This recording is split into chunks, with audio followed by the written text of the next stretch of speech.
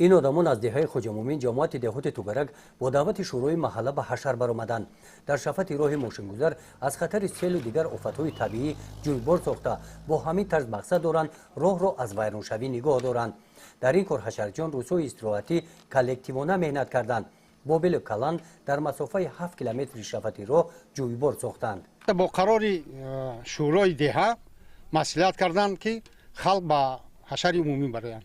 برای همین ما بلو را گرفته من به حشر برآمدیم تا که من راه بین ناحیه واسه و قشلاق را تعمیر نوسازی کنیم. البته این کار محلی منفعتش از آن عبارت است که راه از کار نمیبرد، برای رفت آمدی مردم خدمت میکند. این راه ماشین راه هستند، کارهای جمعیتی اجرا میشوند. این راه برای ساکنان دهه خوجامومین اهمیت مهم دارد.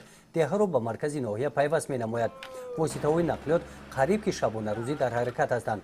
خوجامومین دهه کوهستان بوده ساکنان تنها توسط همین راه امکان دارند موادهای غذایی را از مرکز ناحیه دسترس نمایند. راهی واسط تا دهه خوجامومین میانه‌های سال‌های 60 عصر گذشته ساخته شده از تاثیر سیل فرآمدن یخ جویبارهای شفتش پر از لایقه و خاک شدند. بعضا قطعه‌هایش ویران گشته ایستاده است. از روی معلومات رئیس کمیته محله تا فرارسی نوروز با جلب صاحبکاران قطعه‌های ویران گشته را تعمیر کرده می‌شوند.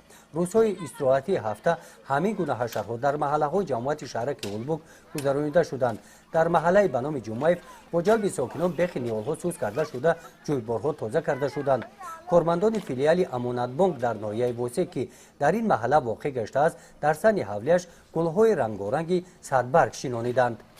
گزارش خوجا نظریف خدای نظر ظهوروف از ناحیه واسه برای برنامه اطلاعاتی نوید.